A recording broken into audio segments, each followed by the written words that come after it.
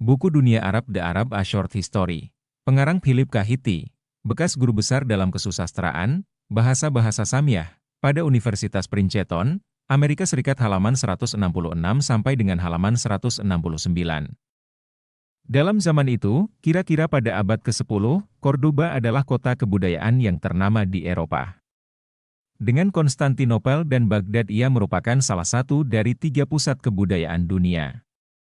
Jumlah rumahnya sebanyak 113.000 buah, kota depannya 2L buah, perpustakaannya 70 buah dan toko-toko bukunya yang tak terhitung banyaknya, masjid-masjid dan istana-istananya, membuat nama kota tersebut menjadi harum semerbak dan dikagumi oleh dunia internasional, serta mendapat penghormatan dari tiap-tiap pengunjungnya. Para pengunjung kota itu selalu gembira, karena jalanan-jalanan di sana dibatui dan disinari oleh lampu rumah-rumah sepanjang jalan di waktu malam. Ini semua telah merupakan hal-hal yang biasa saja di kota Cordoba pada kala itu. Sedangkan di kota London 700 tahun kemudian hampir-hampir belum ada sebuah lentera pun yang didapati di jalan-jalan di sana, dan di kota Paris berabad-abad kemudian dalam musim hujan, tebalnya lumpur sampai-sampai ke mata kaki, bahkan juga sampai-sampai ke ambang-ambang pintu rumah. Tentang bagaimanakah sikap orang-orang Arab terhadap orang-orang kafir yang berdiam di sebelah utara, hal itu dapat kita ketahui dengan memperhatikan kata-kata yang diucapkan seorang hakim bijaksana dari Toledo, bernama Said. Hakim Said berpendapat bahwa karena matahari tidak langsung menyinari rambut mereka, maka iklim negerinya pun sangat dingin dan udaranya mendung. Oleh karena itulah tabiat penduduknya dingin. Air mukanya asam, sedangkan badannya tumbuh memanjang, kulitnya pucat dan rambutnya menjadi panjang. Dengan demikian otaknya juga tidak begitu tajam dan tidak pintar, sedangkan kepicikan dan kebodohan merajalela di kalangan mereka.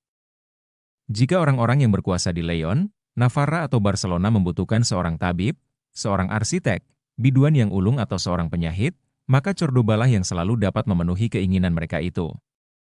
Keharuman nama ibu kota Islam itu sampai-sampai juga ke Jerman yang jauh letaknya itu. Sehingga seorang pendeta perempuan bangsa Saks menamai kota itu Mutiara Dunia.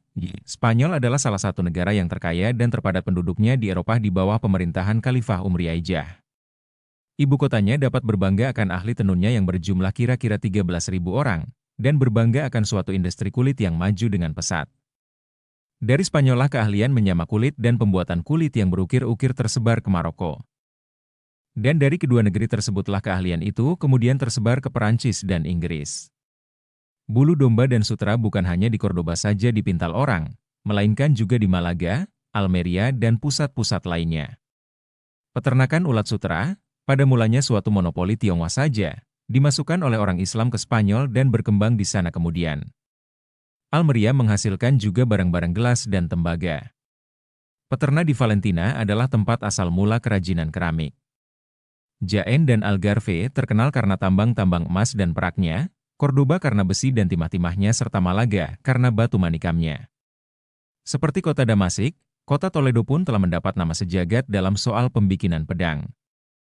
Keahlian menatahkan emas dan perak ke dalam baja dan logam-logam lainnya, serta menghiasinya dengan pola kembang yang berasal dari Damasik, berkembang di berbagai-bagai pusat di Spanyol dan Eropa.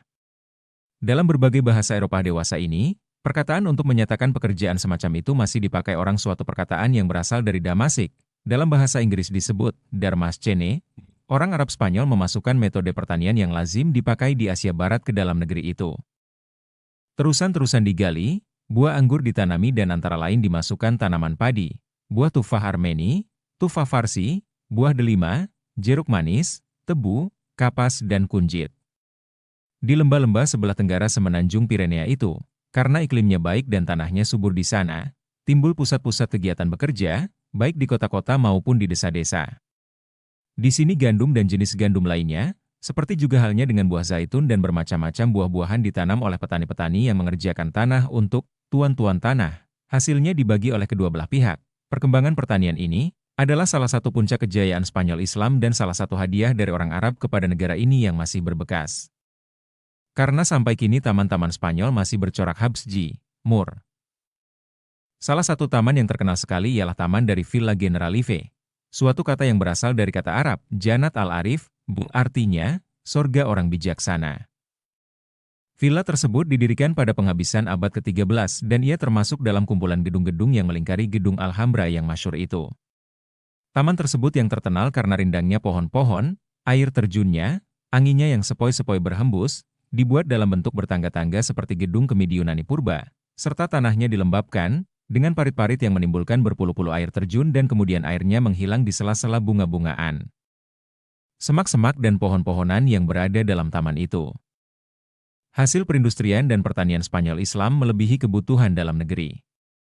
Sevilla, salah satu pelabuhan sungai yang terbesar, mengekspor kapas, buah zaitun dan minyak, serta mengimpor bahan-bahan, budak-budak dari Mesir, dan biduan-biduan perempuan yang muda-muda dari Eropa serta Asia. Dari Malaga dan Jaen diekspor kunyit, buah ara, batu marmar dan gula. Hasil-hasil pertanian dan perindustrian Spanyol tersebut dijual orang sampai di India dan Asia Tengah, melalui Iskandariah dan Konstantinopel.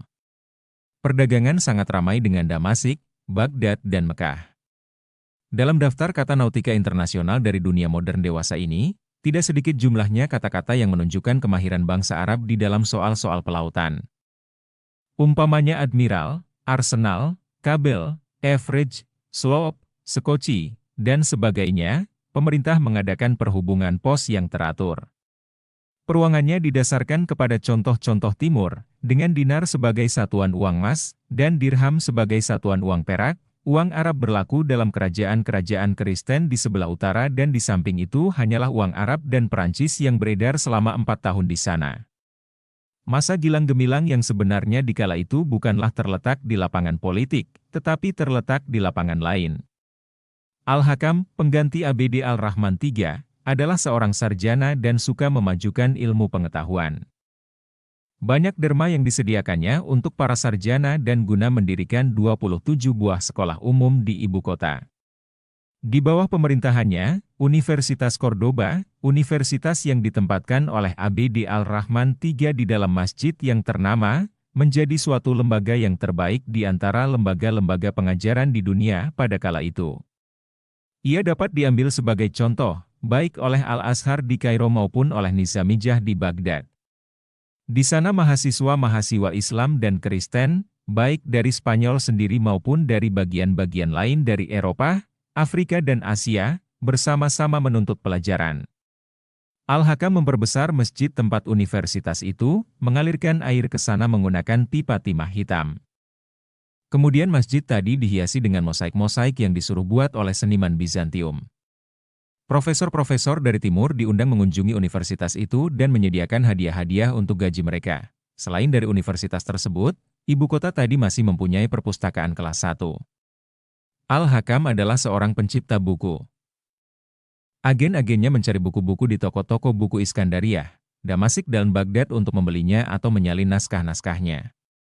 Buku-buku yang diperoleh dengan jalan tersebut, konon kabarnya berjumlah sampai 400.000 buah. Titel-titel buku itu semuanya membutuhkan daftar buku yang terdiri dari 44 bahagian dan tiap-tiap bagian memuat 20 halaman tentang karangan-karangan yang merupakan syair. Al-Hakam, yang rupa-rupanya adalah sarjana yang terkemuka di antara khalifah-khalifah, sangat banyak mempergunakan buku-buku itu dan catatan-catatannya yang didapati pada jidar beberapa naskah, membuat naskah-naskah itu di kemudian hari sangat mahal harganya bagi para pengumpul naskah-naskah kuno. Pada kala itu di Irak, seorang keturunan Umayyah bernama Al-Isbahani sedang menyusun sebuah buku yang bernama Aghani. Al-Hakam yang menghendaki sebuah di antara penerbitan yang pertama dari buku tersebut, mengirim uang sebanyak 1.000 dinar kepada pengarangnya.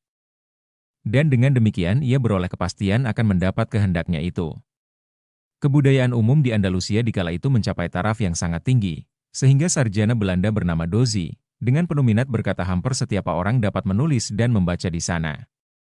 Taraf kebudayaan Andalusia yang diutarakan di atas itu sudah menjadi suatu kenyataan pada ketika Eropa Kristen baru hanya mengenal azas-azas pertama dari ilmu pengetahuan, sedang itu pun hanya terbatas pada beberapa pendeta saja.